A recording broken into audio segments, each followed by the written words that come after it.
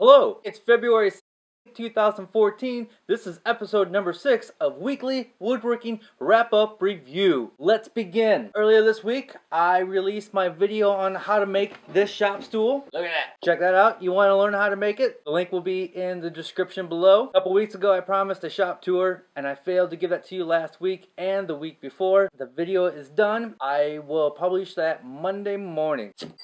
Today's beer is Deschutes Brewery Hop Henge IPA out of Bend, Oregon. Jordan sent me this beer. I can't advise you doing that. Don't send me beer. I think it's illegal to send beer unless you are an approved beer shipper. Oh, yeah, look at that. It's all up in my stash. Too much head. That is really good. Hop Henge IPA. Very good stuff.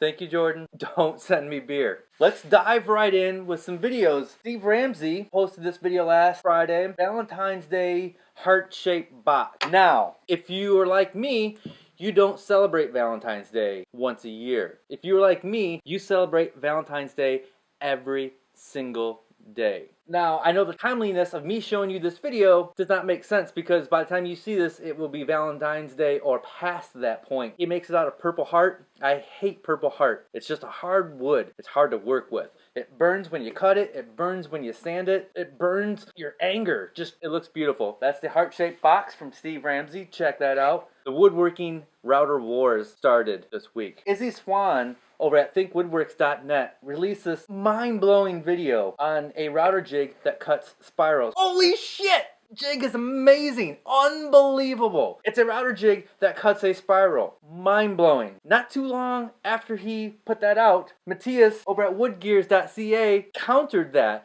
and thought there's a better way to do it. Holy shit! His video is even more amazing! In a completely different way to route a spiral into wood. They're so smart. Those videos are amazing. So check out Izzy Swan's video first, then check out Matthias's video after that. Router spiral grooves. Crazy stuff. Brian at Garage Woodworks came out of retirement to make another video. This is a bowl made with a router. I like this. This is a quick can-do project. I have not made a router bowl yet. Although, I have a router bowl bit and I have a router collet extension to make these bowls. I've had these things for over a year now. I have not made a bowl. Brian's video has inspired me to get back on the horse and make one of these. Check that out. Steve Carmichael at the Carmichael Workshop came up with this Bandsaw Vase. This is a great video. It's really creative and the final product is just beautiful. He's got this block of wood and he's cutting the sides off and then you have to put the sides back on to cut the other sides, and he was surprised that he was actually able to get 2 vases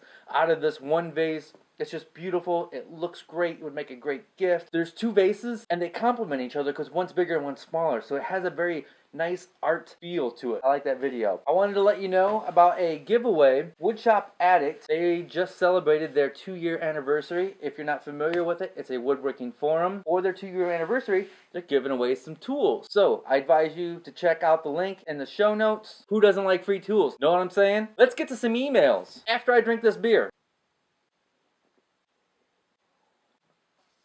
Can you talk about the different types of wood you like to work with and the types you don't? As a newbie woodworker, I'm only exposed to what Home Depot offers. Your projects always look great and would love your perspective. Keep up the great work. Thanks, Adam. Some of my favorite woods, I love using walnut and maple to make a great contrasting wood. Love the contrast of these 2 woods. Dark, light. Bubinga. Beautiful red color if you get the right wood. Love working on it. Put some finish on it. Looks amazing. Love working with Bubinga. Purple Heart. As I said earlier, do not like Purple Heart. Granadillo. Not only a fun name to say, but fun to work with. This wood finish is really, really smooth. The touch of Granadillo feels so great. And when you put some oil on there, that color just really, really pops from Granadillo. Zebra wood. Zebra wood's fun to work with. I like it. Nice, beautiful stripes. Rosewood. Rosewood also looks beautiful. I do prefer Bubinga over rosewood.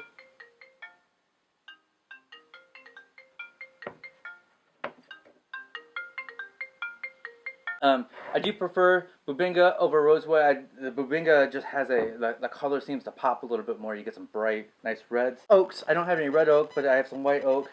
Real easy wood to work with. Looks great. Very traditional furniture type wood. Good stuff. I don't have a lot of woods that I don't like working with, except for Purple Heart. Wenge can be a little messy sometimes. It likes to chip out, but that's also a beautiful wood. Home Depot does sell red oak. You can get red oak there. You can get poplar. You know what? I don't like working with poplar. It's too soft. It dings real easy. If you're building a piece of furniture that you're going to paint, poplar is the way to go because poplar takes paint very well. As far as finish, it does not take finish very well. Home Depot, they may have maple. It's expensive at Home Depot. I'm lucky enough to have a great hardwood dealer here in town. They're called Kencraft. You should check them out. They do sell online, but they have a great exotic wood section, great domestic wood. I really love working with Kencraft. Kencraft, if you're listening, you should call me. Let's talk about a sponsorship. Run a little ad. Check out Kencraft. This viewer knows that I got a new lathe and I've been making a few pens. I'm going to sell some pens at some craft shows and on my Etsy account. This viewer writes, "Hello, Mr. Drunken. I was hoping to join your Pen 15 club. I heard you're going to be selling pens, and I would like to join the club and earn a pen. Please let me know the details. Signed." I see what you did there. You're just trying to get on my show. It's not going to work, okay? Alright, don't send me emails just to get up on my show. This is my show. This ain't your show. This is my show. Pen 15. Pen 15. Dear David, I recently bought a house and looking to turn my garage into a workshop when the snow finally melts away here in Minnesota. What would you say are the most essential tools to have when I am starting out with the building of my shop and tool collection? P.S. Keep up the great work on the weekly wrap-up and thank you for sharing new woodworking content and channels each week. Matthew Heck. Matthew also gives me his phone number. I'm not sure if Matthew wanted me to broadcast his phone number on the show or not. Essential tools to have as a new woodworker. A lot of woodworkers get asked this question and a lot of them dance around the question because it's not an easy answer. It depends on what you're going to make. If you're going to make stuff on the lathe, get a lathe. If you're going to make small crafty stuff, you might want a bandsaw. If you're going to make furniture, you want to start off with a table saw. My favorite tool and the most useful tool I have in the shop is my bandsaw. Some people use the bandsaw in place of a table saw because they feel it's safer. That might be true, but I do love my table saw because it makes straight cuts a lot easier. It's hard to say what tools are essential. For me, the essential tools: bandsaw, table saw, router, mounted in a router table, drill press. You can get away with not having a drill press by a handheld drill, but eventually you're going to want a drill press to drill straight holes. Sanding machines. You got to sand. I have a 12-inch disc sander. That makes the process a lot easier. I have a spindle sander. You're going to need a palm sander. Clamp. Man, do you need clamps? It's a hard question to answer because all the tools work together as one. They're all essential to me. I hate to break it to you, but you need them all. I wrote a little article, how to get started in woodworking for less than $500. I'll put the link in the description here. It's all about buying tools on the cheap and buying on Craigslist. I imagine most woodworkers are hybrid woodworkers, using a combination of power tools and hand tools. I personally gravitate to using power tools and pull out the hand tools only when I can't figure out a go-around with power tools. Are there any hand tool techniques that you think are important for all woodworkers to know? Father Thomas Bailey. Well, Father, when it comes to hand tools, the most important thing you need to know, you have to know how to sharpen. Unfortunately, there are a million sharpening videos on YouTube. And unfortunately, half of those videos are different ways to sharpen. Sharpening is one of those things where there's too much information. Whatever method you choose, stick with it.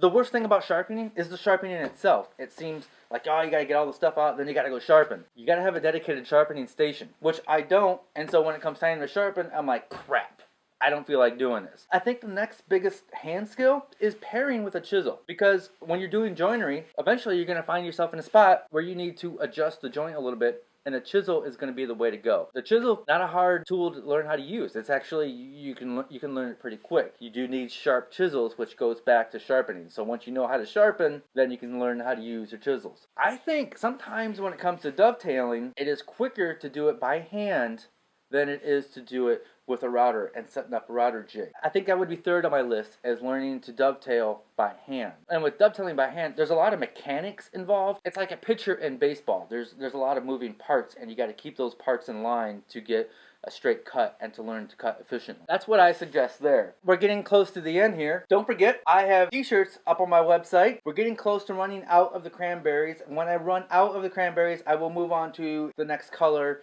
maybe another design. But right now, I have these t-shirts concepts for sale on my website. Bandsaw box makers, I do have some plans you can download. I gotta get some more plans up there. So get on me about uploading new plans. If you want to support me and what I'm doing, the biggest thing that you can do is share this video. If you're on Facebook, please share this video. If you're on Google+, please share this video. If you're on Twitter, please share this video. The more people that see this and subscribe to this channel, the more questions I'm going to get, the more interaction we can have between myself and you guys, and it will make the show better. So, if you want to support the show, please share this video. And those that have, I greatly appreciate it. I try to answer all the comments. It's a little hard sometimes because sometimes there can be many comments, but I do try to respond to everything. Please email me more questions to david@drunkenwoodworker.com. I would love to answer some more emails on the show. So,